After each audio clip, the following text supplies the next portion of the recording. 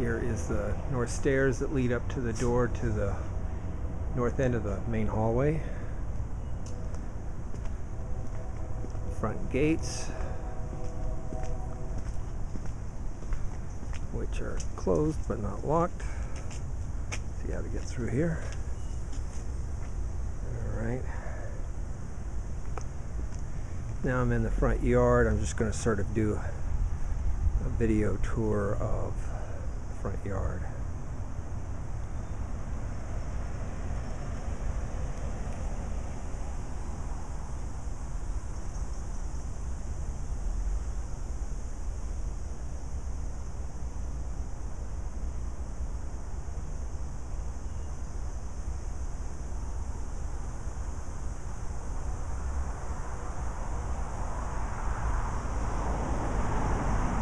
A little bumpy out here.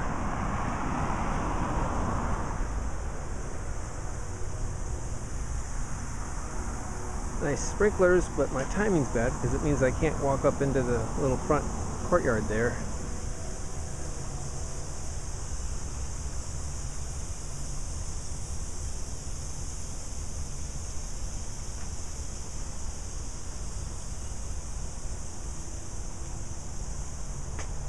Flowers look beautiful.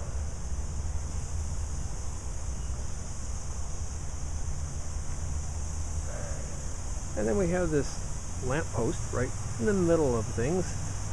Kind of reminds me of the lamppost from C.S. Lewis.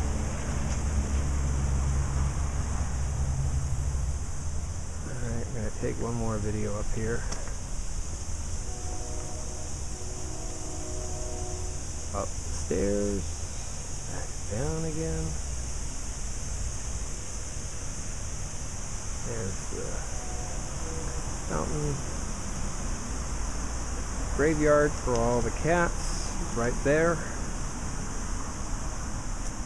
And we're going to continue our little walk around the house. Actually, I think I'm going to take another video of the front yard.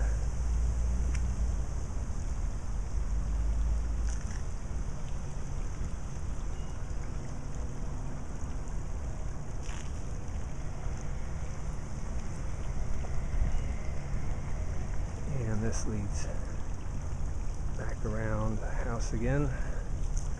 We're not going to go very far that way because I'm going to go through the gate right here on the south side of the house. Hopefully it's not locked or anything. Just stiff, the way it always has been. My goodness. Very stiff. Okay, now we're in the little patio area on the south side of the main living room.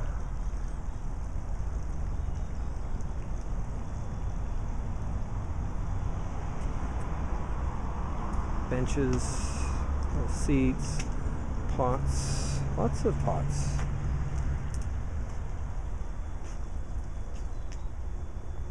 Nicely done.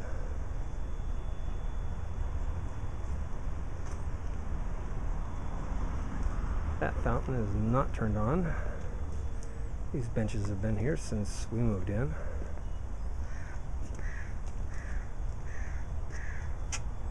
In tribute, this historic 1929 Lord and Stryver Spanish gardens have been lovingly restored under the supervision of Jane Lingo Anderson, 2005-2010, into which many hours were spent researching the original plantings. Placed here in appreciation and recognition of her knowledge and dedication, Miriam Benars, owner of the historic 1929 Daniel B. Jarman estate. I'm not convinced that 1929 is the right year, but I think it's actually a year or two before that, 28 or 27, maybe even 26. I don't recognize this thing, but it's cool, whatever it is. Some of these have been around for a while and some haven't. The sprinklers are running here recently and it's actually kind of slippery on the bricks. That fountain is not running that I can see. patio furniture is going to be one of the few things that people might talk about taking. So we'll just continue our little walk here. There's always this little side bench in the wall here on the High Street side.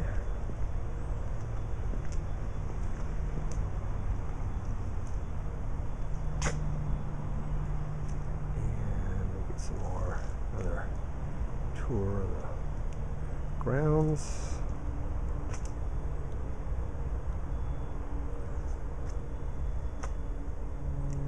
I have no idea whether to go slow or fast, so my apologies.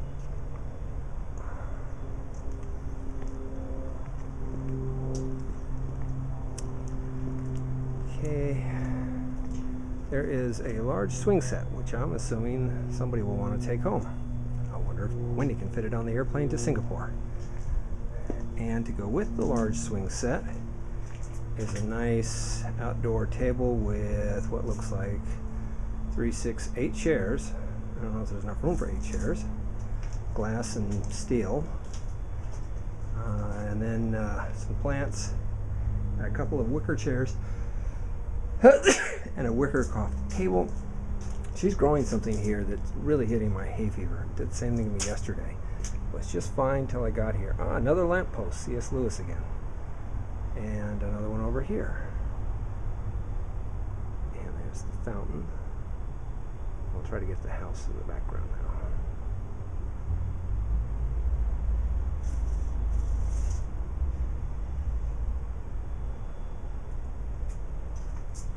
Okay, so you got 2 wicker chairs. Missing their cushions. The seat cushions are gone. Probably in the house somewhere.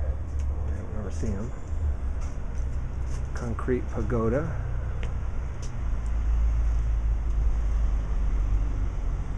The perfectly preserved gardens.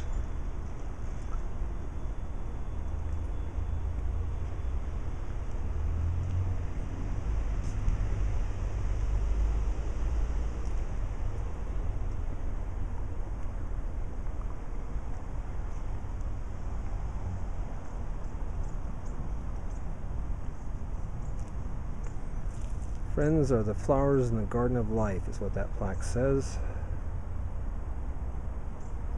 And this seems to be the flower garden.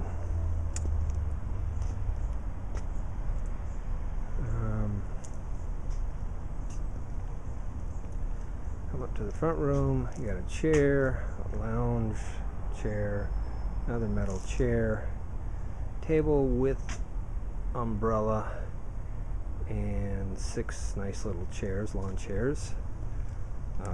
Very cool dial thermometer thing. I don't know how well it's going to show up, but sort of antique-y looking thing, although obviously not antique, with barometer, humidity, and temperature.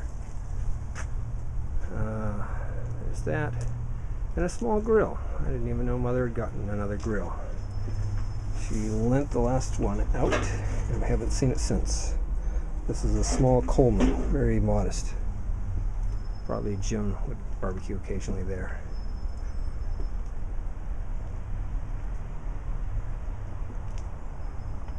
And I'll take another panorama of the back gardens.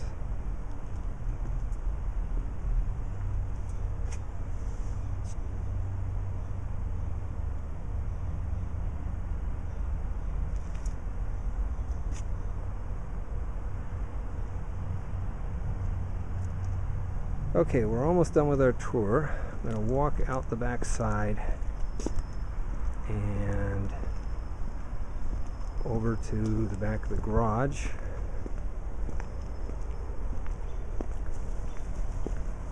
Oh, bird. I was sitting on the bird bath. Okay, here's the back way, which is the way most of us went in the house. And there's a pair of like lawn chairs with a table that doesn't go with them. Giant square pot with a tree in it. Bench, pretty beat up, one of our old benches. Old tile table and chair set that I think have been around for a while. Some sort of thing that you put plants on when you're working on them, watering or whatever. Another plant. And more plants. Lots of plants. And I'll try to get, there's the balcony upstairs.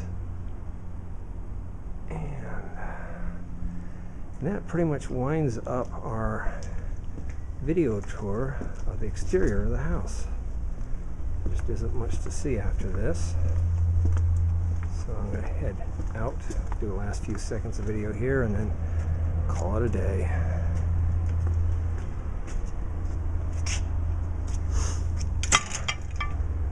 The gate to Mother's house. Please keep gate closed, which was always a chronic problem. And her wonderful sliding garage doors. This one needs some touch-up paint. No public parking at any time. And then we'll just finish up walking around the house this way. Try to get some views over the top of the wall, the trees and stuff. And then a view down the alleyway as we head out.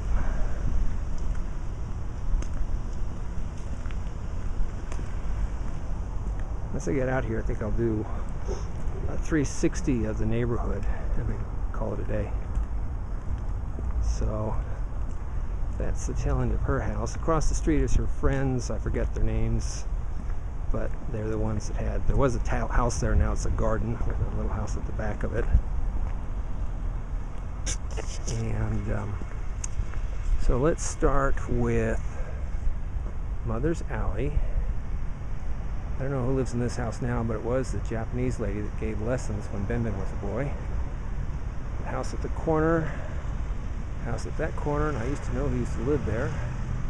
House across the street from the Japanese lady. The garden, very, very beautiful garden across the street from Mom's house.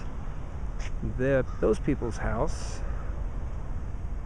And there's Joan Chaffet's house over there down at the end of the street. There would be, if you could see it, the church across High Street. And then we rotate back around and we got Mom's house. And that is the end.